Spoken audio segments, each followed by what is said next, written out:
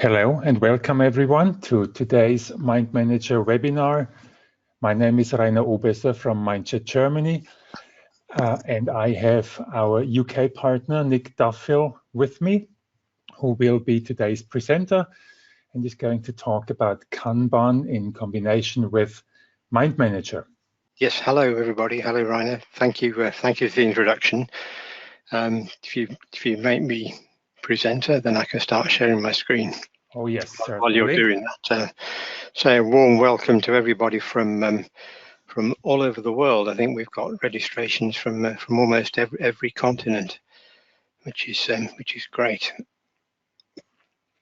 So I should be sharing MindManager now. If you can let me know, Rainer, if that's come up. Yes, it seems to work. Okay. I'm seeing your screen. That's great. Very good.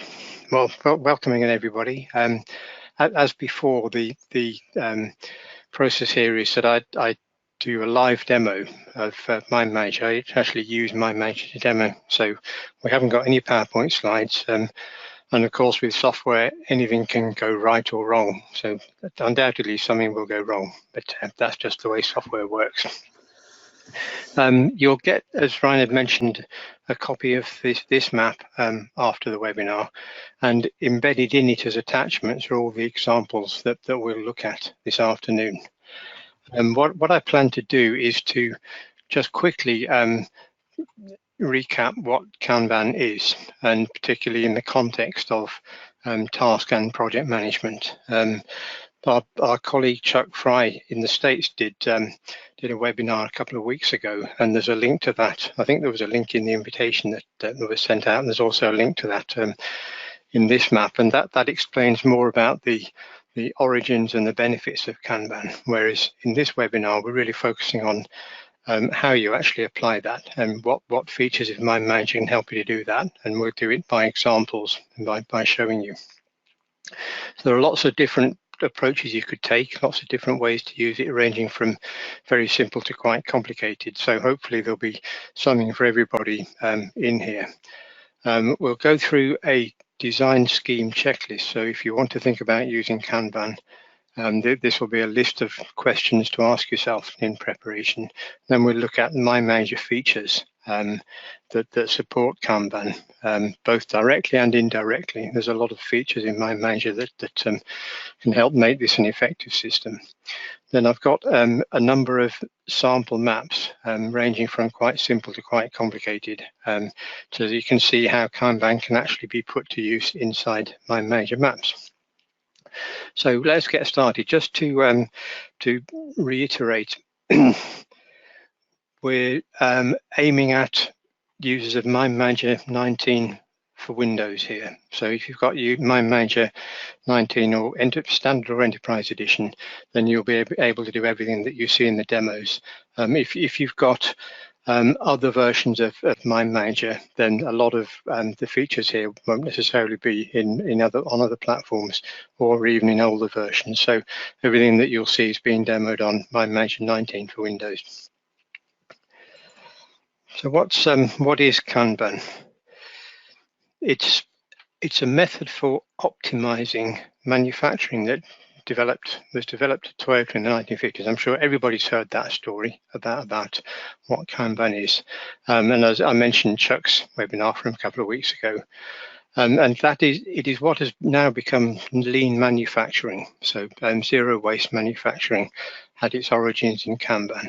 And a Kanban itself is actually a card or a ticket that travels with a workpiece. So in a manufacturing environment, you have a bin of parts, and the parts or the bin would have a card with them, and that card would say what's happened to it, where it's going next, and all kinds of other information. And that ticket is what controls just-in-time manufacturing, stock ordering, all kinds of things, and that's really the heart of the process. So the Kanban is the card, but as we'll see in the world of IT and knowledge management, a Kanban card actually becomes the workpiece itself in many ways. And it's not just a way of doing to-do lists, of getting through to-do lists. The principle of Kanban is that if your system is optimally loaded, if it's not overloaded or underloaded, then it runs better and you can cope with change better. If you've got a system, any kind of system, whether it's a manufacturing system or your to-do list or a project or whatever it is, if you've got backlogs, things building up, then those backlogs tend to hide underlying problems. And if you use Kanban to understand how your system is running, then you can actually get at those underlying issues. So it's not just managing to-do lists or managing actions. If you take a step back and look at the way Kanban is actually running over a period of time, it can tell you a lot more about how your processes are working and where the problems really lie. And that's really where the prize is, where the upside is in using MindManager and using Kanban. You can get a better understanding of how things work better and how to solve issues. And for people who want to dig into this even further, Eli Goldratt's theory of constraints is behind a lot of this thinking. Let's have a look at a simple Kanban board. There is a template in MindManager. You can go File, New Kanban, and it creates a new map. But before I do that, I'll show you a little diagram of a Kanban board for people who haven't seen one before. The idea is that you have a board with a number of columns in it, and you could do this on a whiteboard. You could do it with sticky notes on a wall. You could do it any number of ways, and of course you can do it in software as well. And there are lots of online applications. So you'll see this format used in online tools like Trello and things like the Planner application in Microsoft Teams. They now use a Kanban type board. And the idea is you have a number of columns that reflect the state of where that piece of work is. And you simply drag things from one column to the next to keep track of where it is. So you might have a number of different cards in different columns, and one card will move generally from left to right. It doesn't have to be from left to right, it can go backwards, but generally the happy path is left to right across a Kanban board. So let's do the File New thing. So we go to File, New, and under the blank templates, we've got New Kanban. Create that map. And what this creates is a map with only one. If I go back to the map view again, a map with only one topic in it. It's got a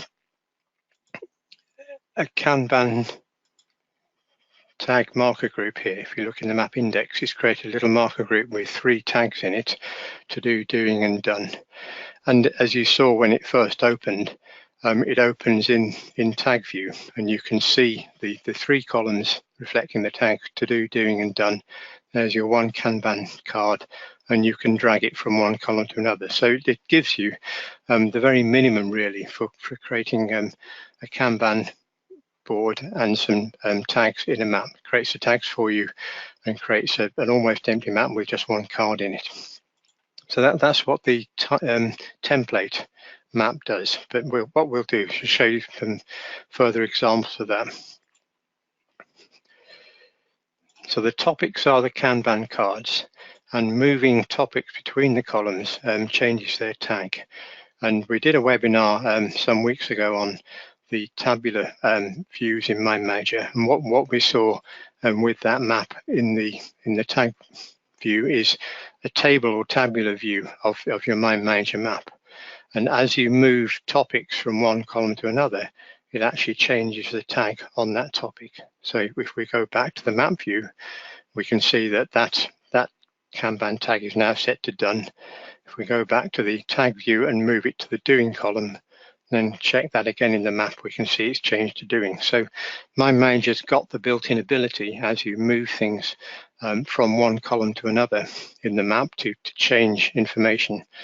So it can automatically change the tag that's applied to the topic that you're moving.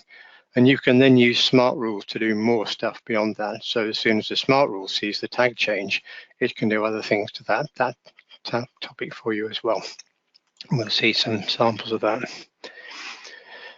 So the key principles of the Kanban board, which we mentioned earlier, are it's a way to manage processes, and you do things a step at a time in stages, and you make those stages really clear. Now, where this collides or overlaps with project management is that Kanban is focused on processes and things that you do many times and repeat. Projects you only ever do once. A project isn't a project if you do the same thing multiple times. Projects are unique. And Kanban isn't a project management method, but it can help you to execute the project plan, because the process of executing a plan is something that you do many times. You have the same principles behind that. Each time you have the idea of doing things in a certain order, you've got limited capacity, limited time, limited financial resources, all kinds of other things like that. And all those challenges are the same in all projects. It's just the project plan and the outcome that's unique each time. So while projects are unique, the method by which you execute the project plan isn't unique, and you can use Kanban very helpfully for that. You can use it to focus in on and keep control of what's actually happening in your project. Now, in terms of working in stages, the one thing that Kanban really focuses on is the most common constraints in project and task delivery, and that's doing too much or not doing enough in time. So the ideal project is too few people taking too long to do the wrong things in the wrong way. And I think everybody's seen projects where all of those things have happened, perhaps even all together. And Kanban really tries to help you to get a hold of that, get a handle on that by understanding how things are flowing. So the Kanban process is all about continual flow rather than discrete actions. And within Kanban, when you design a little scheme or system, you think about the rules about how things move from one stage to the next. And these are called policies in Kanban. And you also think about minimizing the work in progress at each stage. And what you're doing at any one point should balance the capability and the capacity to do that. And you only increase the work in progress when there's capacity to do it. You don't give one person 10 things to do and say, get those 10 things done in the next fortnight. You feed them one thing at a time. And then when they've finished one, you give them the next one. And you can imagine that that's reflected in just-in-time manufacturing, not holding a lot of stock, which can be expensive and can cause bottlenecks in itself. So that all these principles have come from manufacturing, but they're very applicable to dealing with tasks. So that's about as much as I'm going to talk about in terms of what is Kanban. There is a huge wealth of information online, of course, and you could find a lot more out about Kanban on that. But I think this should be enough in terms of how we're going to apply it in MindManager. So if we focus on the Kanban terminology in MindManager, how Kanban actually appears in MindManager. Get rid of the index for the moment. The process itself is the order in which you do things. And in MindManager, that's going to be represented by a sequence or a group of map markers, either tags or other icons, which are setting out the points in the path that an item goes through as you process it. We'll see many examples of that. The Kanban board itself is the tabular view of the marker group. So it is this view that we saw from the simple template. That is the Kanban board, and that's how that's implemented. That's one way to do it. Another way, I'll show you an example, is to use smart shapes in a map. So you've got two options for generating and using Kanban boards in MindManager. As I mentioned, items generally go from left to right. That's the happy path or the happy order. The Kanban card is, in the real world, it would be a piece of cardboard that travels with a workpiece, or it might be a post-it note on a whiteboard, or in our case here, it's going to be a topic or a tree of topics in a MindManager map. And in knowledge work, the card and the workpiece are really the same thing. So you might actually be gathering data there on the MindManager topic or in the tree. That's where you may actually be doing the work, not just using it as a placeholder for something else. Now, a stage in Kanban is reflected by a column in the Kanban board. So again, in our simplest template, we've got 3 columns to do, doing and done. And each of those is a stage through which an action can go on its path from coming to existence to actually being finished. And that corresponds to a tag in the Kanban marker group. So again, in our map, in the marker index, we had the marker group, and we've got a marker for each of those stages in the Kanban process. In a manufacturing environment, a stage might be a bin or a machine to do a particular operation, or a certain area of the factory that things go into and come out of. I mentioned work in progress earlier on, and I'll call it WIP in the rest of the presentation. And the measure of work in progress is the number of Kanban cards that you have sitting at a particular stage. And you can see that in the marker index. You can see topic counts against the markers. So going back to our template, against the doing stage, we've just got one topic sitting in that column, one topic sitting in that stage. But be aware that that count isn't shown in the tabular views. And what usually happens with these webinars is I make a statement, and then Rainer puts me right at the end. He says, no, you can do that. So I'm really hoping he's going to say, yes, you can do that. But it would be great to have those numbers at the top of the columns. Maybe that'll be done in a future version. Then lastly, the policies in Kanban relate to what happens, what needs to happen for something to enter a stage, what needs to happen for it to leave, what happens to it when it's within that, and what happens to the stages when items join or leave. And most of these decisions in the processing are going to be up to you as the person running that project or running that task list. Some of it can be helped with SmartRules. You can get MindManager to do some things, but a lot of things are going to be, you have to go away and do something, you have to find a piece of information, you have to make a decision, you have to make a judgment in a difficult situation, that sort of thing. So not all of that can be automated, but certainly MindManager can help to manage the status of Kanban items as they go through the chart.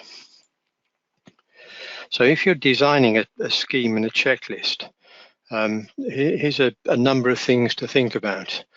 If you want to apply Kanban, you have to think about what the card represents and be consistent about what it is. So it might be a task to do, it might be a sales opportunity that you're processing, or it might be a feature request in a product which has a life cycle. It comes into existence, then it goes through a number of steps before it's resolved or whatever it is.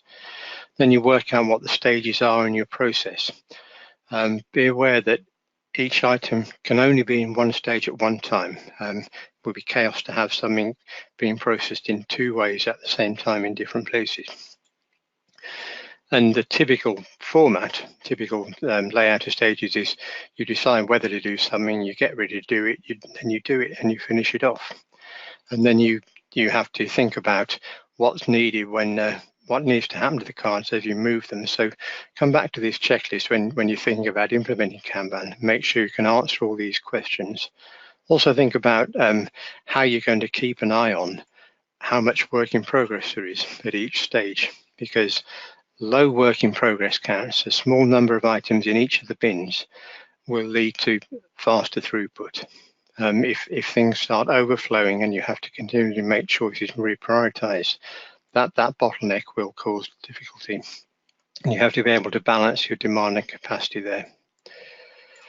And that leads to an understanding of whether the process you're using is really healthy or not, or whether it can be improved. And that's the real benefit of Kanban. Then you have to decide how you're going to identify the cards and their stages, and how things actually get into the board. Now let's go over to the other side of the map for a moment and look at this little Venn diagram here. The big oval is a MindManager map, and in that we have all our topics and information and data and everything else, and links and notes and icons and a ton of information. And we can split that into things that are potentially Kanban cards that we're going to be dealing with in the map, and other data. So we've got to split the contents of our map between things that we are going to go through a Kanban set of stages through a process, and other information that is supplementary, supports all of that. And then the cards themselves are going to make it onto a Kanban board at some point. If they qualify to get onto the board and get into the process, then some of the cards that is within this circle will get as far as a Kanban board, where they'll actually go through 3 steps, and eventually some will be completed, some will be abandoned, some will be archived. So they'll come out to the other way, at the other end. But the important thing to think about here is how you're going to distinguish between all those bits of information in a map. Once something's on the Kanban board, it's probably got a tag or an icon to say what stage it's in. But it's really helpful to be able to identify what the candidates for the Kanban board are, what the cards are, because you won't want everything on your board all at once. The idea is you drip feed it and update it as you go, but you need to be able to identify that, and we'll look at some ways to use filtering for that. And filtering is very important when working with Kanban displays, because you don't want to have to choose from a list of 200 things. You really just want to choose from a list of 3 things if you can get it down to that level. You also have to decide what data you need at each stage, and how that's captured in the topics, and what happens at the end. So in a Kanban board, you may have a column for things that are done at the end. In a big project, you might end up with 300 items in that column. That's not really workable. So you might want to think about how you're going to archive them so you can keep your board focused.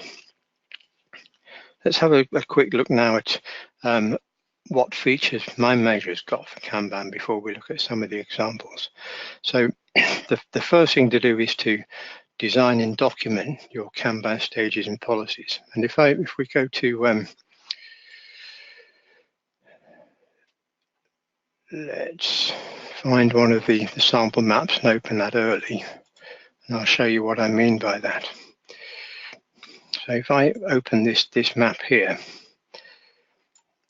I've got a map which is about getting things done, which we'll look at in a moment. But in the map, I've written a description of how the process works. So I've written a description of what it's meant to process, and a description of what all the steps are, what the stages are in Kanban, and the rules about how things get in and out of those stages. And if you do this first, if you do this before starting to design your tags or starting to fill your map, then it's much easier to think about how the process actually works.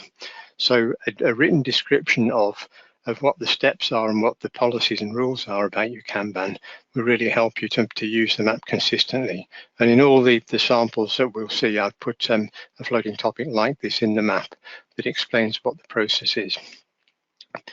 So documenting your rules and policies is a really important step.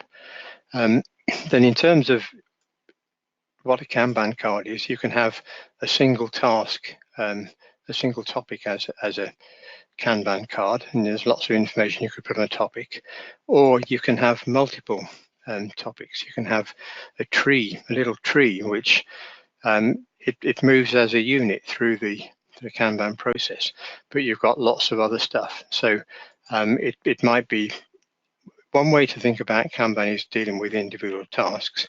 Another way is to process something that takes lots of different steps, lots of different tasks. So you might have a tree of other actions that have to be completed, but that whole tree as a unit moves through your Kanban board. And you can start introducing things like dependencies and sequencing within that tree. So each item in the Kanban might be a little project on its own. It might be a sequence of actions. And it's very convenient to use map parts if you've got a Kanban board, and I'll show you that in a second as well. Now, typically, the stages are represented by map markers, and it's pretty common to call that group, whether it's tags or whether it's an icon or another marker, call it Kanban. And it's also helpful to put work in progress limits after the tag name to remind you that you shouldn't be trying to do 10 things at the same time. When you're setting up map markers for Kanban, always make them mutually exclusive. Make sure that in the marker groups, if we go to the Kanban tag group in this one, if you right click on the marker group in the map index, that it has the mutually exclusive option checked. That means that a topic can only have one of those at a time. It can't have more than one, because it can't be in more than one column in the Kanban board. So there's a few things to think about setting up there. And if you want to reorder the markers in your map index in the Kanban group, it's very easy to do that from the tabular views. If you go to the view, the tag or icon view in MindManager, you can sort the order of the columns there. So that's quite convenient to do. So let's get on to the tabular views now. We already looked briefly at a Kanban board in the tabular views, and we've got this getting things done map here, and I've only just got three actions in here. And you find the tabular views by going to the View tab and then clicking on one of the document views here, either tag or icon, depending on whether you've used tags or icons to mark up your Kanban Kanban stages. And what I've got here is a number of columns for getting things done. These are different points in a Kanban implementation of getting things done. And I've just got 2 items in here. And what you see straight away is that the uncategorized column has got everything else in it. And this can make it quite difficult to decide what needs to come into your board. That was the Venn diagram I was talking about just now. And what I've done in the examples for you to play with is set up a stored filter on each map where you use Kanban, which actually filters only the things that are candidates for Kanban. So in setting up the scheme, we designed some marker or some scheme where you know which bits in your map, which are the topics in your map, are actually destined for Kanban and which aren't. And you can then filter on that when you go into the Kanban view, into the tabular view. That makes it a lot easier to see. And in this example, any topic in the map that has that little bulb icon on it is a candidate for the GTD Kanban here. And by applying a saved filter, I can make this view much cleaner. I don't have to hunt up and down looking for something that I know is in there. So that's a technique for keeping the Kanban view clean. The board's another view of a tree or a flowchart or a project map. So where we use the tabular views, that's a different perspective on a lot of information that's stored in your MindManager map. And the cards are automatically put in the right stage. The topics appear in the right column, depending on the marker that they've got. So when the next action marker is applied to that topic, that's where it goes. And if you move it, it changes to a different one. So that's the basic functionality of the tabular view. Now, a couple of things to bear in mind, that you can only access these views, the views of tags or icons in tables, with the desktop MindManager client. So they don't publish to the online, the web export versions or the HTML. So if you're working with non-users of MindManager and you want to work with HTML, then using the tabular views in MindManager means that only you will see the Kanban boards. They won't necessarily see the Kanban boards. They'll see everything from a map point of view, but they won't necessarily see the boards. There is a second option, and that's to use smart shapes. And instead of using the tabular views in MindManager, you can implement Kanban boards just really very much the same way in a smart shape. And we did a webinar on this not long ago. In the insert menu, MindManager 19, under objects, you've now got smart shapes, and you can insert swim lanes and funnels and tables and all sorts of things into your map, and you can then put floating topics in these maps, in these shapes, and you can very easily just drag them from one column to the next. And you can go further, you can add SmartRules that change the status of them. So you saw when I've moved that topic from the to-do column to the doing column, it changed the percent complete. And if I move it to done, then it changes to complete. So you can use MindManager SmartRules to do processing for you as you move things backwards and forwards in these smart shapes.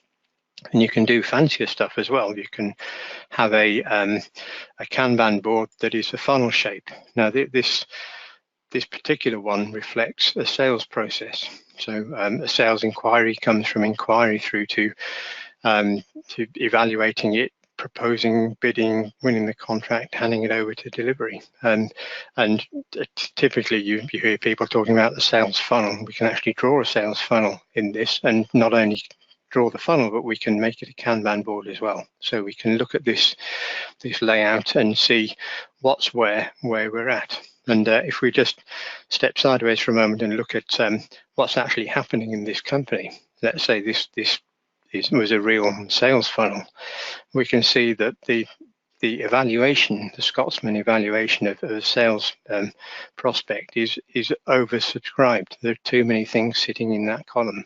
There aren't nearly enough inquiries coming in. We're expecting to get 5 times as many inquiries as we actually evaluate, and then we're expecting to reduce it. And there's no bids going in. There's no contracts waiting to be signed. There's only one being worked on for proposal, and one that's going to hand over. So while this might seem trivial, this is a very graphic way to explain to somebody the status of a process, and not only show what the stages are and what's in each stage, but how much is in each stage as well. Because what we could conclude from looking at this little Kanban is that whoever's doing the evaluation, the Scotsman evaluation of a sales opportunity, isn't keeping up.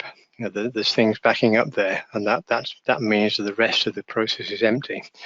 And although it might seem a bit of work to set that up, the value in being able to communicate that really clearly is where you get payback. And the value in being able to say, how are we going to solve this issue? What would it look like if we had more capacity, or we had better criteria before we evaluated things, or whatever it might be. So this is a Kanban process in operation. This helps you to understand where you've got hotspots, where you've got backlogs in your system.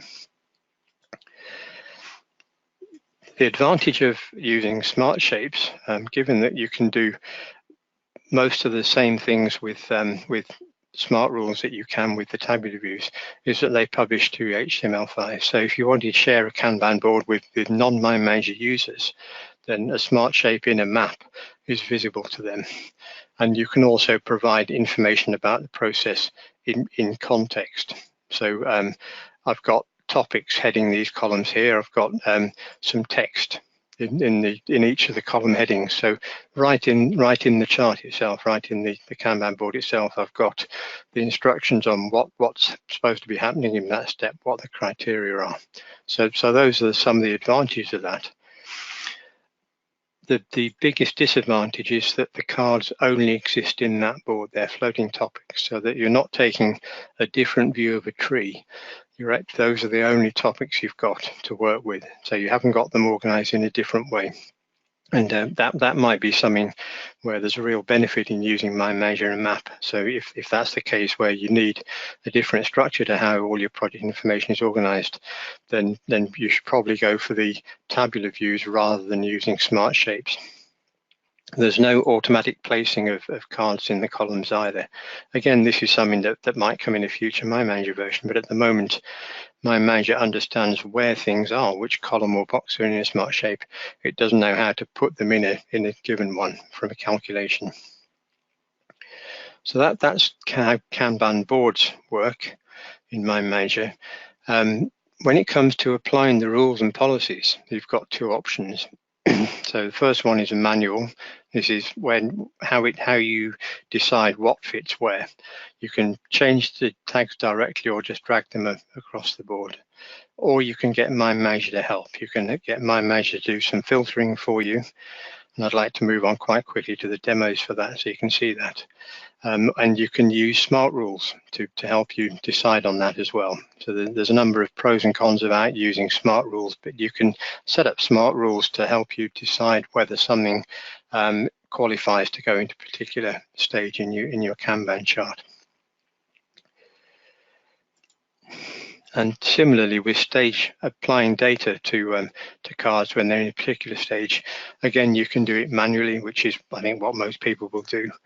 You just edit the topics to reflect the work that you're doing, or you can get MindManager SmartRules to help with that too. So you could set it up so that as something moves from one column to the next in a Kanban chart, the owner changes. So as you move it from one column to another, the resource that it's assigned to changes to a different person, which might reflect the kind of workflow that you're doing.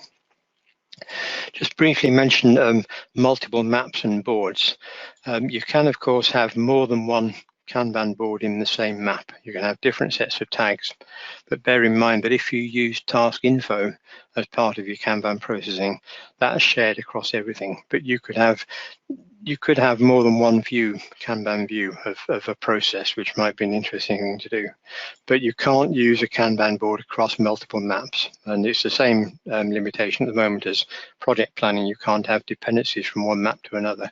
You can't get a view in one Kanban board of what's happening across multiple maps. But again, this is something that may come in a future version. And there are probably some ways to do that by using the map roll-up feature as well. At a very high level, it would be interesting to use a Kanban board where the cards are maps rather than branches in that map. You could have a number of projects at different stages going through a Kanban process. Let's dig into some of the sample schemes now. As I said, you'll get a copy of this map and you'll get all these examples. A very simple one is using we steal the percent done, the progress marker for Kanban. So I've renamed it from percent complete to Kanban, and we just give ourselves 4 options. Stuff that's to do, stuff that's ready, stuff we're actually doing, and stuff we've actually done. And I've put in brackets after the ready and doing the minimum and maximum things we'd like to see here. So if I go to the tabular view and look at the icon view, because we're using the percent complete icons, not tags, we use the icon tabular view here. And what we get is 4 columns which reflect the 4 different percent complete stages we've allowed ourselves to use.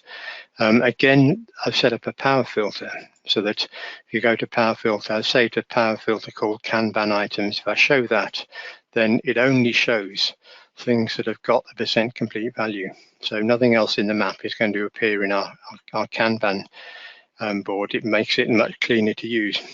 And we can simply, at each point as we complete things, we can move items from one column to the next. And we can set up some rules about how we do that as well. So that's described in the map. So simple things like don't move anything into your doing list. Don't move a low priority item onto doing if there's a high priority one waiting further back in the process. That's kind of common sense, and that if you say something's high priority, then that means you do it earlier. It's not high priority and you keep putting it off. So Kanban board will help you to see that kind of thing is happening if you keep that up to date. So that's a simple way of implementing Kanban by stealing the existing percent complete and just using that. We saw earlier on the getting things done example, and here we've got a number of tags. So we've defined Kanban as tags this time, and then you can see those in the map index. You can see the columns in here, and this time instead of using a percent complete value, we're using an icon, this little bulb icon to say topics with this icon are candidates for going through a Kanban process here. And again, we can have rules about how and when we move things from one column to the next and how we reflect that in the map. Now, I'm sure some of you will have heard of Scrum, and some of you have heard of Kanban. We have Scrumban, which is the collision or the combination of Scrum and Kanban. And because I'm running out of space, I've put the description of the process on the left-hand side here. And what we have here is a Kanban process, a Kanban board, which reflects the different steps in an Agile or Scrum development process. So we have things that are in a product backlog. They get moved into a sprint backlog when you decide what we're going to do in the next month or 6 weeks or whatever your sprint length is. And then the people doing the work take them from the sprint backlog to in progress when they're actually working on them. If they hit a problem, they put them in the block column, and it's the Scrum Master's job to unblock those. Or if they progress well, then they're ready for demo, and they can be demoed at a sprint demo ceremony and accepted then. So Kanban maps perfectly onto Agile processes. And if you have an Agile project described in a MindManager map, you can mark up the actions with your Kanban tag. So let's have a look at this one quickly. This is tag based, and this is the Kanban board for this development project. So we've got a number of things. Let me apply the filter again to that to clean our board up. We've got a number of things sitting in the product backlog. We've got a number of things sitting in the sprint backlog. And as you decide to do them, as a developer says, I've finished this job, I want to move on to the next one, you can drag them into the next column. So you move them into the next step in the Kanban process. And the sprint, the Scrum Master can keep track of how much is in progress, whether it's likely to be completed in that sprint or not. So that's Scrumban. Now it gets really interesting when we start looking at delivering projects. Now, a little while ago, we did a webinar on Gantt Pro, and this is the project plan that we used in the demo. And what we've done is taken this this project plan, which is a reasonably sophisticated plan with a lot of dependencies in it, and viewed that through a Kanban view. And what we're doing is modeling the way in which tasks in your project actually get delivered. So they're scheduled in the plan to begin with. That's how they come into existence. So until they've been agreed and decided on, they don't get scheduled. And when they're scheduled, they go into the plan. And then they become ready to start at some point. You get to the point in your project where you can do that piece of work. And that might be based on date, it might be based on dependency. There's a number of ways to do that. And when from being ready, then they start work. So the next stage in the Kanban process is to actually do some work and complete. So if we look at this Kanban, and again, going into the tabular view, set up a Kanban filter, and only topics that are marked with a percent complete value qualified to be in the Kanban board. So we can use a filter for that. And you can see what's scheduled and it is coming up, what's actually ready. And what I've done with this one here, this ready column, before things can move on into progress, is in SmartRules, in the advanced tab in SmartRules, if we look at the rules here, there's a rule for the Kanban ready stage. And what this rule is doing is saying, if the task hasn't been started at all, if the task progress is equal to nothing, and the task start date is before tomorrow, that is, it's today or before today, then we've actually reached that scheduled date in the project. And we'll put this task into the Kanban board in the ready column. So it sets the Kanban tag to be ready. And what that means is that each day when you open this or when you refresh the map, any task in your project plan that has reached its start date gets moved into the ready column for you. So that saves you some time hunting around. Now, word of caution, this isn't evaluating any of the dependencies. So if the tasks are dependent on other things, then you'd have to go back and evaluate that. But it will do it based on date at least, rather than having everything ready to start. It brings things into the Kanban board as they become ready to start. And the last one I wanted to show was the idea of using a complex Kanban card. So not just a topic, but using a map part for that. And in this map is it's a sales process. It's the tabular version of the little sales funnel that we saw done as a smart shape earlier on. And again, we've described what our stages are through the Kanban process. We've set up the tags to reflect those.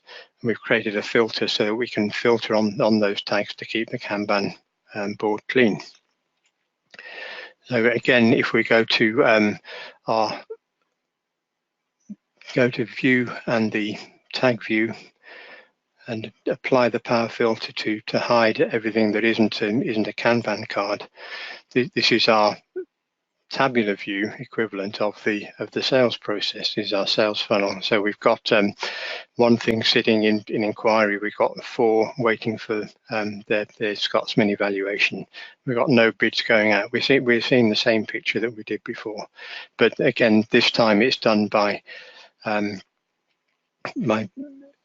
using the tabular view. Now I've turned on in this view the option to show subtopics.